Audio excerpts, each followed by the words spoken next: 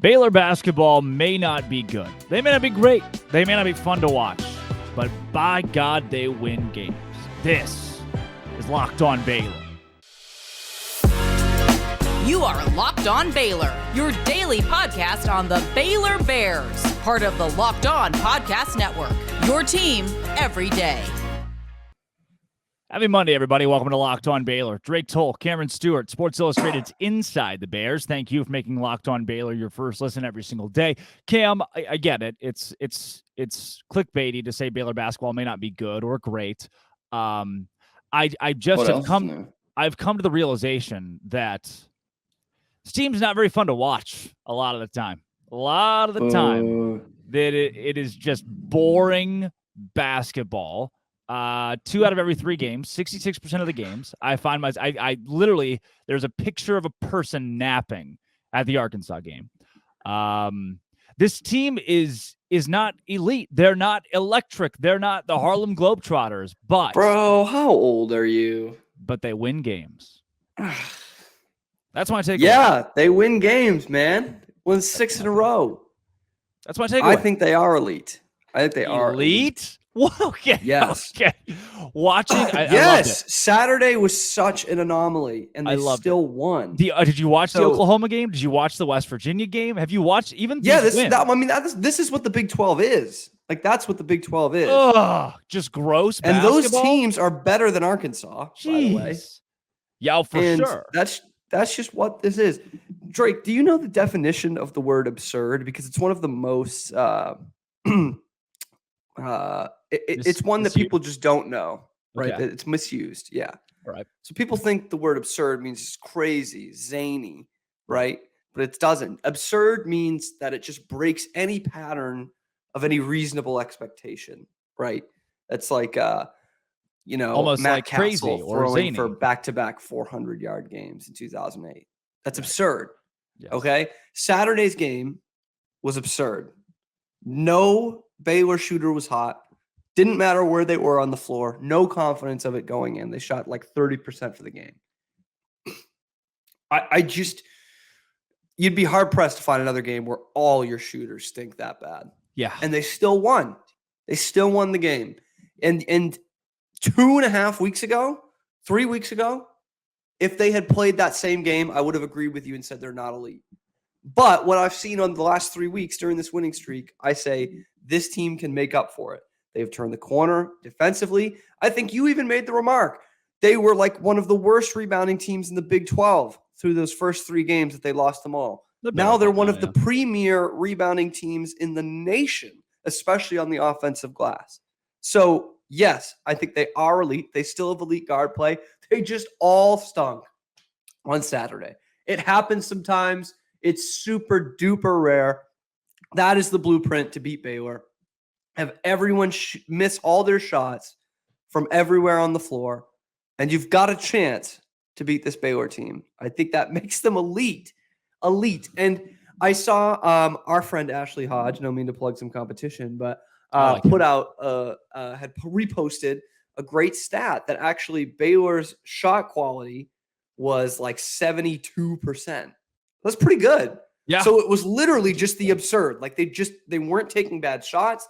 They weren't running a different offense. They just missed them all day long.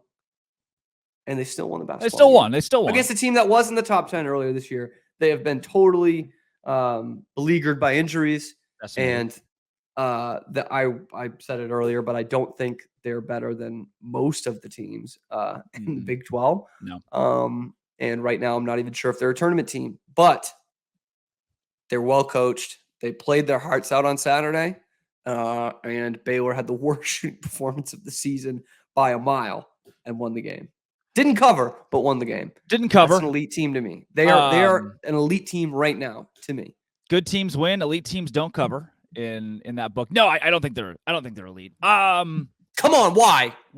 Because they're not a machine. They're not a machine. I watch Purdue. You're saying that they're Purdue's not a machine. 2021. I watch Tennessee. We're not going to get that again. To an extent, there are these teams that you see and you're like, all right, this team is like Kansas State. They're a machine, night in and night out. There's not really an off night. The games they lose, you're like, oh, Kansas wow. State's elite. That's scary. What about Baylor? You're like, But look, I don't want to become public enemy number one for this guy, but I might. When I watch Flo Thamba play, like Flo Thamba's standing at the top of the key with the basketball, lost. He does like a rip move with no one on him, and then dribbles 7 feet to his right, doing nothing. Yeah. With the what are you it's expecting hilarious. from him on What the am I doing? perimeter? It's circle motion. I ran that in 7th grade. And then I wanted them to It's shoot working. more They're threes. getting good shots. I wanted him to shoot more threes. It is working. It's hilarious to me. Getting good shots. He doesn't post up. He doesn't score down low. They give him the ball, and he doesn't score. He won't post up. I mean, dude, this is 3 years of this. If you don't know that's not what he is 7 at years this point, of I don't know this. what to tell you. They don't score the ball down low. There's like, look, this team can be elite. I think the team can be elite for sure. But crap, man. They get in these games where it's like, this is just boring. So Drake Toll thinks Baylor's not elite, which, I mean, in a vacuum, I can listen to that argument. But Drake Toll thinks they're not elite because they don't score in the paint. Oh, they like. We've been watching the Golden State Warriors for 10 years win 4 championships. And they've never scored in the paint. I don't think they've scored in the paint since 2013. Boom goes the dynamite. They're not elite, though. They're not elite. Any team with Andre Drummond, though, they're elite. They can score in the paint. 100%. Or it's not best arguments. I'll give you that. Joel Embiid. No, yeah. Elite Sixers, yeah. That's not elite. That was less of Baylor's not elite because they can't score in the paint, and more just like Flo Thamba. I think I just finally Saturday was like, I'm gonna spend this whole game watching what Flo Thamba does, and I was screaming internally. Dude, I did that against Oklahoma State, and I was so impressed. I thought it was his best game of the season. Great. Maybe he had a great game against Oklahoma State. I hate to be like this basketball snob, but like, there's just a ton of things he does that just doesn't show up in the box score. And early in the season, he wasn't doing it as well as he was last year, the year before, and he has gotten back to it. He is, I mean, it helps that they're in his own defense, but he's muscling guys out of the paint. He is much more aggressive on both sides of the ball. And I said it in that piece I wrote about him 2 weeks ago after the Oklahoma State game. His rebounding numbers aren't skyrocketing, but because he's muscling guys out of the paint, look at Jalen Bridges' numbers go up. Caleb Lohner's numbers go up. Ooh. So he is taking the biggest rebounding threat and, like Patrick Starr, picking him up and putting him somewhere else. And he's playing some great off-ball defense, as they all are with the zone, which it does help a little bit when you're playing the zone. Okay, fine. Maybe he had one bad game. This is the game that I decided to watch him play. I was like, God, he had some bad games early on. Oh, so okay. If I'm going to say why this team, why they're not elite, why is Baylor not elite right now? Right now, again, they can be. They can't. I want them to be. God, the depth. We've wanted the depth to be insane, but anytime there are 3 bench guys on the floor at the same time, it's like, oh no. What's going to happen? I love it. They filtered out Dale Bonner from the lineup. They needed a spark off the bench. They go to Dale Bonner. Gets a wide open, top of the key 3-pointer, 5 feet short. Legendary. They pull him out. Seconds into the game. His first action in like a week. They never put him back in. Caleb Lohner, wide open. Kick it out for 3. I mean, couldn't have gone farther from the rim. He's taken like 2 threes this year. I wanted to yell air ball as well. Okay, who is the guy that brings the spark off the bench not named Langston Love, who I love now, by the way, Okay, well, that takes a big player out of there. Right, sure. So but then I don't count Flo. If you're talking about a microwave, a guy who's going to come in off the bench and pour 8 or 10 points in pretty quick, then outside of the odd Langston Love game, he's not going to do that every game. Right. Then yeah, I don't know, but I bring in Caleb Lohner and I lose nothing defensively. Caleb Lohner's gotten a lot of crap this year. I bring in Caleb Lohner for Jalen Bridges. I lose nothing defensively. I lose nothing on the boards when he actually pulls it down with his 2 hands. Maybe a little bit on the boards. So I'm okay. And that's why he's on the bench, though, Drake. That's why he's not starting. Right. I bring in Langston Love, and, I lose nothing defensively.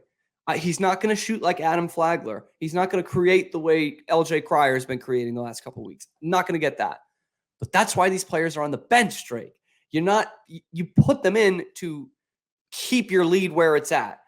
Keep it where it's going. Keep the game steady while your starters rest. And that's what they've been giving you. So, yeah, maybe we thought this depth was going to be a little better scoring-wise, but, I mean, I'd be hard-pressed to find another team in this conference, the best conference in America, with better depth than Baylor. Yeah, okay. I don't know. I need to know more about the other Big 12 teams. Yeah, I think and Josh Ojemoon is the same way. It's a wash in terms of what you're getting production-wise by bringing Thamba out, putting Ojemoon in. Neither of them are going to score in the paint. Sorry about that, Drake. Sorry to break that to you. But they are going to play, and Ojemoon is getting better every game. To say he's an elite defender would be silly, but he is getting better, and you're getting that same – you're not letting the other teams go on runs just because you have your bench guys in there. I do like Josh. Which is actually key. I do like Josh. I think so. Here's why maybe I'm upset. Maybe this is why I'm upset. Because you're always upset, right? I'm a cynic for sure. we know that. I've seen you not upset. It's crazy. If you watch that game on Saturday and think like, oh yeah, coming away from that, this is an elite basketball team. I think you're a little crazy. I think you're a little nuts. But I'm not though. But I'm not coming away from just that game.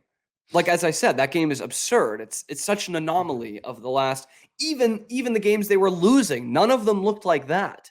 You know what I mean? It's such an anomaly for this whole season. Sure. The Oklahoma game, though, is that an anomaly too? Like the Kansas game, they shot 37%. This team's shooting bad. I thought they played worse against Oklahoma than they did against Arkansas. I would agree. I think their offense was out of whack in that game. I think their shot selection wasn't as good. I haven't seen the stats for that. But I just thought they were all sorts of out of sorts against even more boring.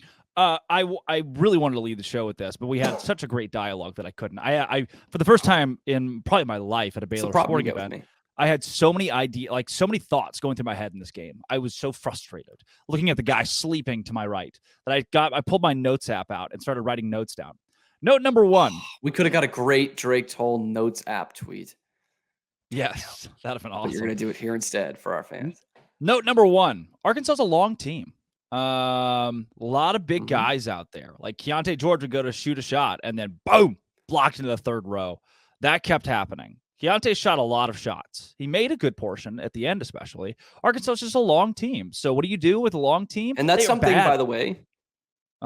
That's something, by the way, Baylor had a distinct advantage of over Kansas, which really helped them out at points in that game where they couldn't score, was that rebounding too. Yeah. They were just bigger. Yeah. And self said it. They are so much bigger than us. Yeah. I don't, and you're right. You're right. Arkansas is long and athletic. And so what do? They kept jumping at everything. Like LJ Cryer. I was going to say, I don't. Guy jumps. Shoot the three. I don't see many of those teams like in the top 10. I don't see a lot of those elite teams built like that. But yes, that is something that could run Baylor into some trouble in the tournament, especially playing the zone, because they found the soft spots in the zone and broke it down without having to shoot threes, which they're terrible at, Arkansas. So, yes, that is a good point. Arkansas is long. Second note, PA guy saying, "Let's go Bears." That's all the note says. Maybe my new favorite thing. I like the PA guy. Don't love that. Oh, I love him. I think he's great. Two things that exist that I hate in this world. Number 1, your sixth man of the game, the Baylor Bear Pit. One of the stupidest things in the world. It's not on him too. I think like there are people at Baylor. They're like, hey, say this into this microphone. The guy's got to say it. Yeah. I'm sure. Every time he says that, it gets quieter. It is so awkward, and I can hear opposing fans laughing. This Arkansas fan looked over to me. Yeah. Was like, why does the PA guy keep cheering? Because they play the clip and it bum, and then the PA guy goes, "Let's go Bears." He's like whispering it into the microphone as to quietly and nonchalantly. It's like being at like a Detroit Pistons game or something, where there's like 30% full. Doesn't match the vibes whatsoever. Yeah. Let's go Bears. And then the Arkansas fans start calling the Hogs, and he goes, Baylor! And then he says back to himself, Bears, in 2 different voices. God, I love the guy, too. He's trying his hardest. It's just a tough job. But the third point, shoot threes. Yeah. Exclamation point. Shoot threes. We needed to shoot a couple more threes, I thought, because they jumped at everything. LJ step back 3, miss it. I don't care. Just keep shooting. LJ is great in the first 10 minutes of every game. What happens in the second half? What do they say to him at halftime? Like, hey, LJ, calm down a little bit, man. You're scoring a little bit too much. I don't know what's going on there. That's point number 4 of the notes. Will LJ Cryer ever play his first 10 minutes for a full 40 minutes? Point number 5, there were 40% Razorback fans there. Like, there was a whole lot of red in that arena. And I am with some Baylor fans. Like, they apparently brought 2 caravans of buses and set them in GA. So yeah, maybe it's hospitable. It's a hospitality thing to be like, oh, look, an opposing caravan of fans. Make them stand in line with everyone else. Like, why are we putting our home fans on the back burner just because these other guys got on a bus? I don't give a crap. I don't know why you should give a crap. Put your own fans in the GA section. Don't paint this whole thing red because a bunch of Baylor fans sold their tickets to Arkansas fans, and Baylor made it readily accessible for Arkansas fans to please come into the game early, get the best seats. Point number 6, Big 12 refs are bad. Those are the notes. True. I'm upset about the fan thing. Someone needs to be fired. I am too. I was around a lot of Hogs fans. I was sitting in GA. In fact, I had a lady next to me who was wearing a Baylor sweatshirt. Something like her son went to Baylor or something. And I swear to God, there wasn't a bigger, like, she was getting more into it than Eric Musselman was. Like, there was no bigger Hogs fan in the building than this lady in a Baylor sweatshirt. I was like, what is going on? I feel like a split family thing, but I'm like, who are you kidding, bro? Just wear an Arkansas shirt. Yeah, man, it was tough to see and hear them calling the Hogs. I got some texts from my dad about that. You could hear it on the TV broadcast, which is just not a great look. And I get it. I know I'm pushing back on everything, but I get it. They've got a huge alumni base here in Texas. They don't come around this way too often, especially if you're in like Dallas and they play in Houston every year to play A&M. That's a long drive. So in football. So I get it. It's like, this is your opportunity, but yeah, that was a bad look. Right next to the student section too, is that big bus section. Put them right there. But yeah, no. Let the bus people in. Whatever. Let the bus people in. Put them in the rafters. Put them somewhere else. What are you doing? What are you doing? We're being nice. Who cares? Yeah, we want them to come back. No, why? This is pointless. Baylor has this like weird history of kind of bending over backwards for opposing people. The student section used to be behind the benches, behind the opponent bench, like it is in football, until namely a Texas coach. Some of the students said something about him and his wife, and she was there, and they didn't like that. So Baylor, to appease the Texas coaching staff, moved the students to, may I remind you, the worst part of a basketball gymnasium, so that they can get a great fan experience. I know. Look, again, this is another one of those podcasts. I'm being mean. I'm saying the rumor is they're going to be behind the bench again at the Foster. Oh, hooray! I'm saying things that aren't That's nice. just rumor. Where does Duke put their students? Can we do things like, it's okay to copy people when things work? Don't copy the Detroit Pistons. Let's go Bears. That does not work. E for effort. Guy tried. That's it. You say Baylor's elite. I say they're not yet. I don't think they are yet. This team is. I guess there is the caveat. I guess there is the caveat that there's so much parity in college basketball this year. That when I say elite, I don't necessarily mean like 2021. That we're not getting that again, which is fine. That's one of the greatest teams of this century. But yeah, I think they are among that elite. I think they are among those. Maybe this year it's 8 or 9 teams that can win a national championship. Yeah, I don't know if I'd put the house on it, but I think they're of that class. And the way their game is evolving here in this winning streak is the way you'd like to see it. The way these national championship, these Final Four teams look, they rebound the heck out of it. They take smart shots. They play good defense. I don't know. They kind of got bullied. Arkansas's a big team. They're big. Baylor got bullied. They are, to me, out in the Sweet 16. Football, man. They're out in the Sweet 16 to a team that bullies them. This is a team that goes out in the Sweet 16. They don't have to. Elite teams goes out in the Sweet 16 every year. Oh, true. Purdue will inevitably go out there or before. They play Texas tonight. We could have previewed that, but Texas, we spent so much time recapping the Arkansas game. I hate the Monday game. Is that a dog? Yeah, Tara's going nuts. I don't know what's going on right now. Something's going on. They've started giving dogs TLC. What is it? THC? HGT? What is that?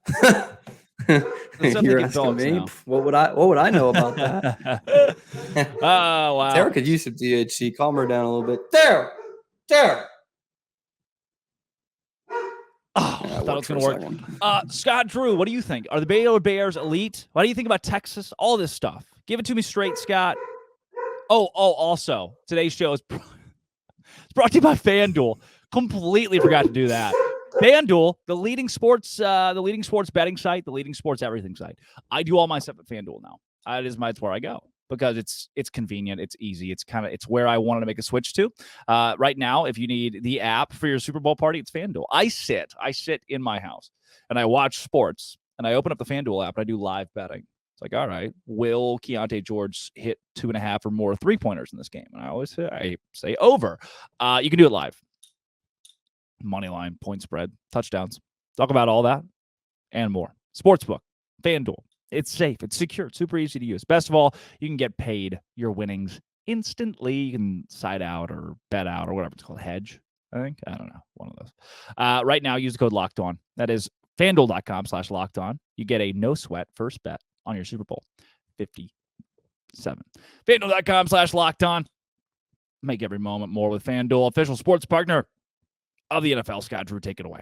Well, I think that's a fitting game for the last Big 12 SEC Challenge. Really proud of our crowd. I thought they gave us a great lift. I think we're the first ranked team to win today.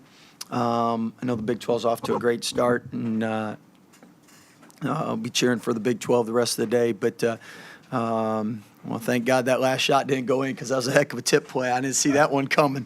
And really proud of Jalen, because he just got done up here playing all second half with 3 fouls. And then Keyonte really got it going down the stretch. But even though Adams 1 for 11, Langston's 1 for 6, so 2 for 17, really credit our guys for finding a way to not turn the ball over, not give Arkansas transition buckets. We did a good job on the glass. They did a great job fouling, mixing up defenses. And I thought Adam and Flo had great poise and leadership down the stretch for us. Scott, what does that say about your guys that y'all shoot 33% Yeah. still find a way to win? Well, you're not going to make shots all the time. As a coach, you just want to have good shots. And if you have good shots, you're doing your job. But then hopefully you're getting some offensive rebounds. And the 12 points was huge for us, second chance points. The free throws, our guys really did a great job on the free throw line and made tough free throws down the stretch. Scott, they really feasted on mismatches in the first half. Yeah. How do you adjust to that in the second? Well, they had a lot of mismatches because with Jalen's foul trouble, Langston's foul trouble, we went 4 guards, and it's one of the longer, more athletic teams. And one of 2 things happens: either the guards get a turnover, rebound, and then score in transition, and you got to go to a smaller lineup, or the bigs beat you up inside, and you got to go to a bigger lineup. And coming into halftime, we're all frustrated because we didn't like how we closed the half. But you look at it, and as we shared with the guys, we're shooting 24%. They're shooting 61%, and it's a 2-possession game. So we're not going to shoot 24% second half, and we're going to play better defense. So I thought we really came out and played Baylor basketball second half. Scott, did you feel like that zone was pretty effective? Yeah, the coaching staff's done a great job working with the guys and the upperclassmen helping put that in and spending some time so we have a curveball slider, as Fran says, a second or third pitch. Scott, what do you think the main difference is about you guys being able to close out games in these past couple games?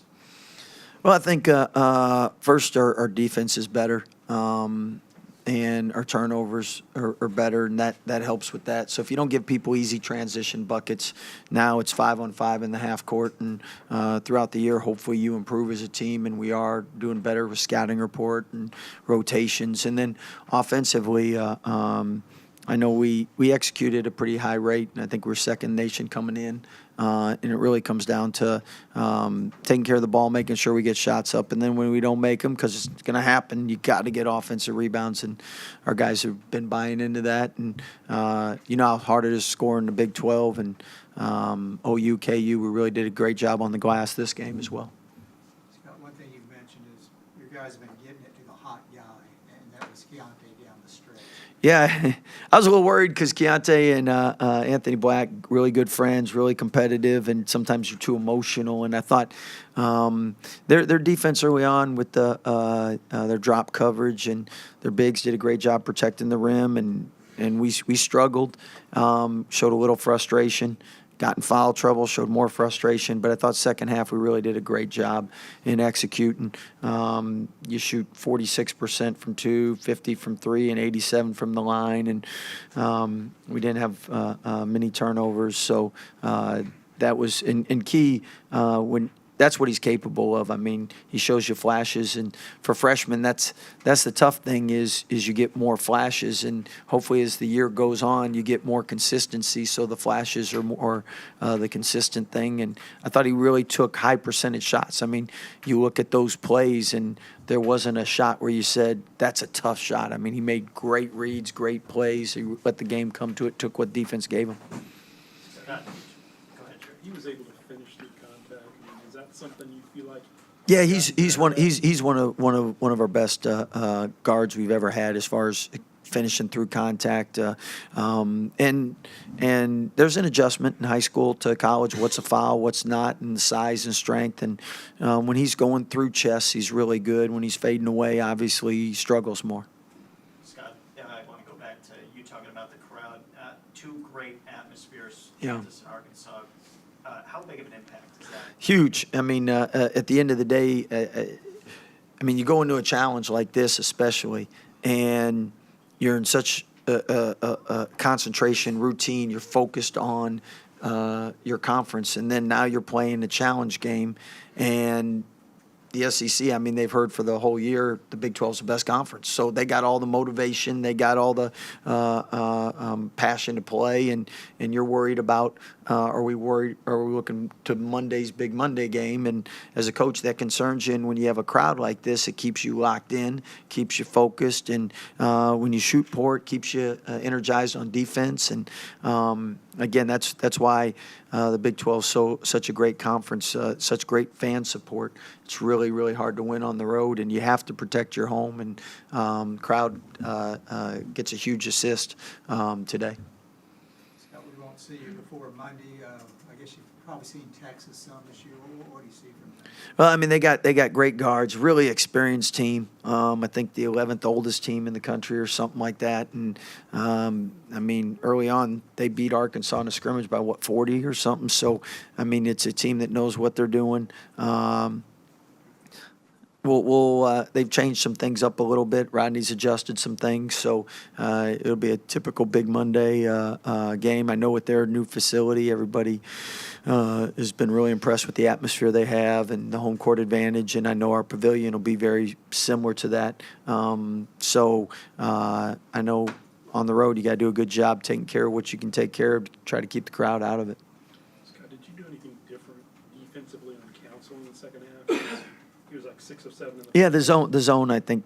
I mean, changed some things for him. I mean, first half they got him to where they wanted to get him, and he made some tough shots.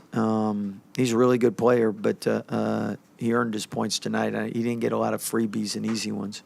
Scott, you decided to foul up 3 late. I know you've said in years past it just depends on the situation. Yeah. Was there any hesitation there? Or? Yeah, it was.